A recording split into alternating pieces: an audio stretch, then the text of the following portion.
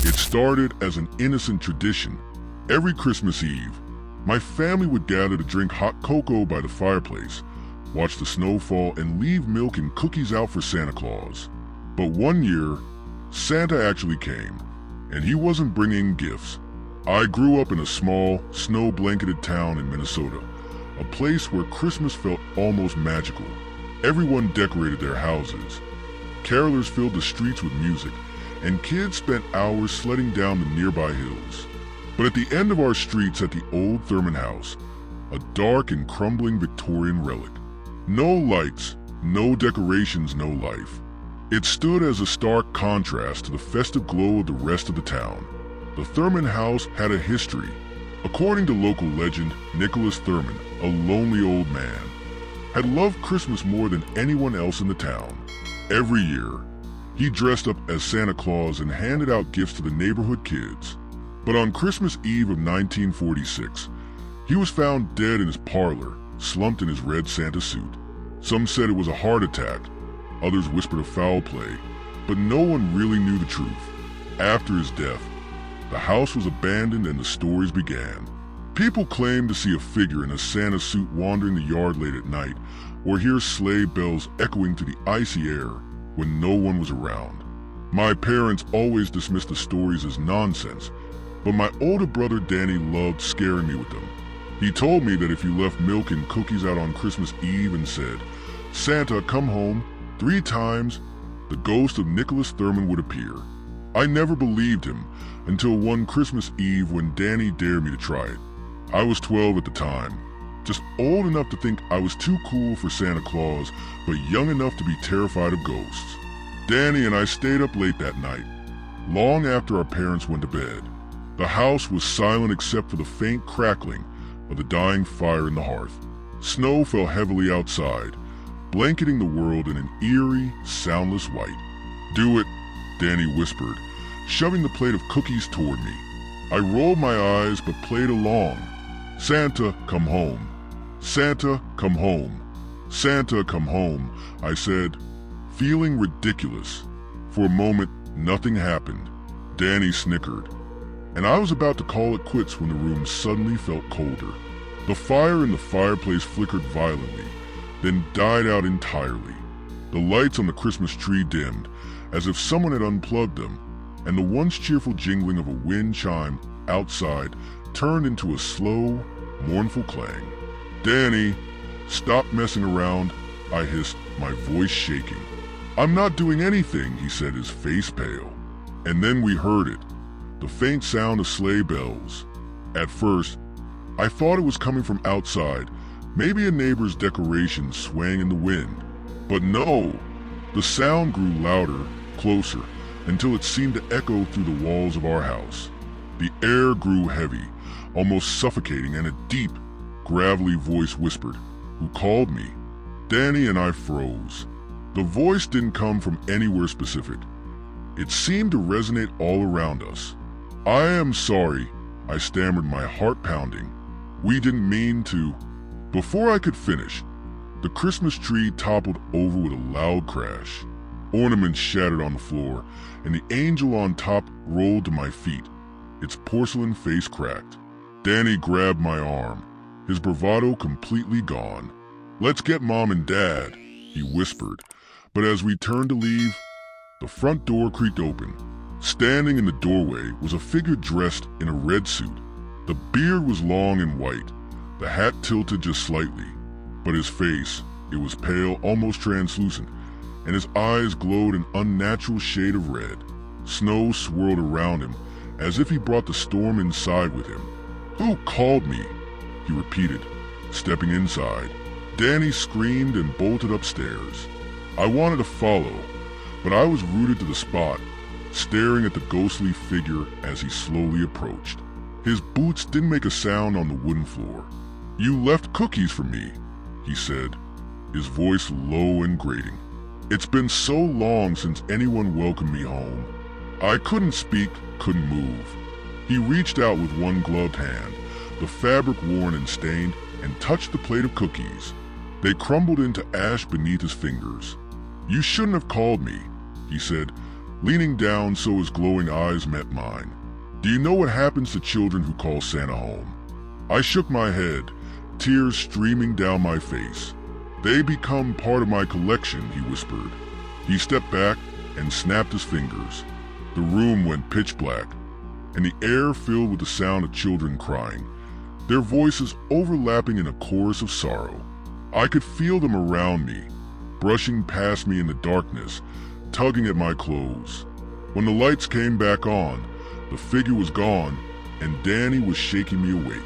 I must have fainted because he was standing over me, pale and trembling. "We have to tell Mom and Dad," he said, but when we went to wake them, they didn't believe a word of our story. They blamed the mess on us, of course, and grounded us for the rest of Christmas break.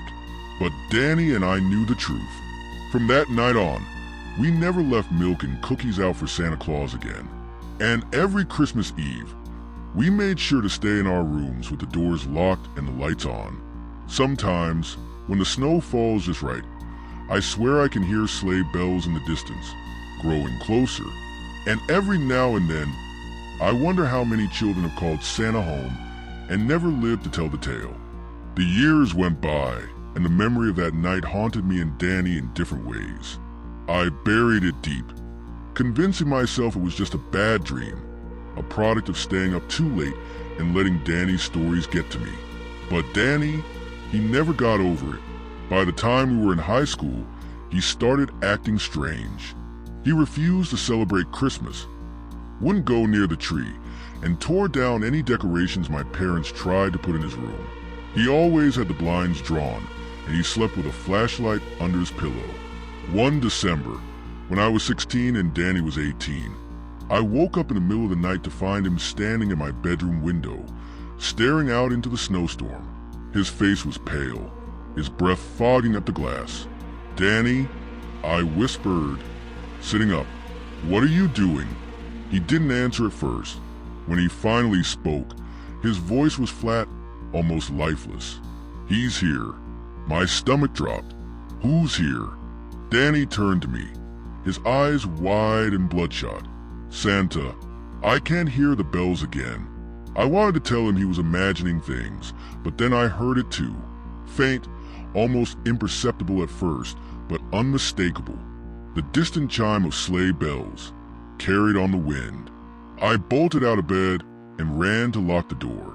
"We're not kids anymore," I said, trying to steady my shaking voice. "He can't do anything to us now." Danny just shook his head. "You don't get it. He doesn't care how old you are. We called him, and he never forgets." That was the first time I truly realized how much that night had broken Danny.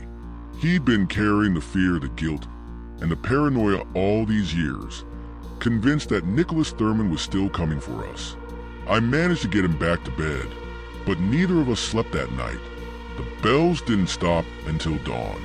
As the years went on, Danny's fear turned into an obsession. He started researching Nicholas Thurman, digging through old newspapers, town records, and library archives. He learned that Thurman hadn't just died on Christmas Eve. He'd been murdered. Apparently, one of the townsfolk had discovered that Nicholas wasn't as kind-hearted as he seemed.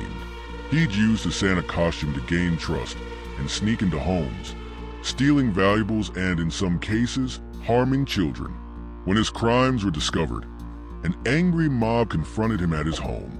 The details of what happened next were sketchy, but the official story was that Thurman had died of a heart attack during the confrontation. Danny was convinced there was more to it, that the townspeople had killed him and covered it up.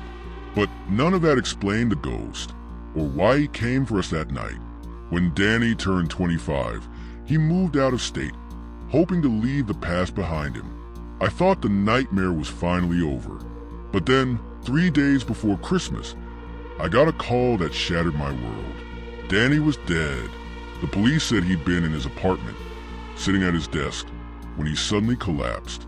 No signs of foul play, no warning signs of illness. Just gone. But there was one detail that the police couldn't explain. When they found him, his desk was covered in ash, and on his computer screen was a single sentence typed over and over again. "Who called me?" After Danny's funeral, I started to notice strange things happening around my house. Doors would open and close on their own.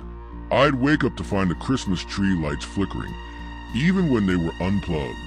And every now and then, I'd hear the faint sound of sleigh bells in the middle of the night. One night, I woke up to find a figure standing at the foot of my bed. It was him, Nicholas Thurman. His red suit was tattered, his face more skeletal than before, and his glowing red eyes bored into mine. "You thought you could escape me," he rasped. I tried to scream, but no sound came out. He reached out, his icy fingers brushing against my arm, and I felt a wave of unbearable cold wash over me. "You called me once," he whispered, "and now it's your turn to come home." Suddenly, the room filled with the cries of children, the same cries I'd heard that night all those years ago.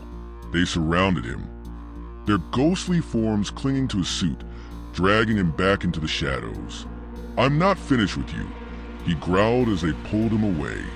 "I'll be back." And then he was gone. It's been years since that night, and I've moved to a new town, far from the place where it all began. I don't celebrate Christmas anymore, and I never, ever leave milk and cookies out. But no matter where I go, I can't shake the feeling that he's still watching, waiting for the right moment to return. And every Christmas Eve, as the snow falls and the world grows quiet, I hear it again, the faint sound of sleigh bells, growing louder.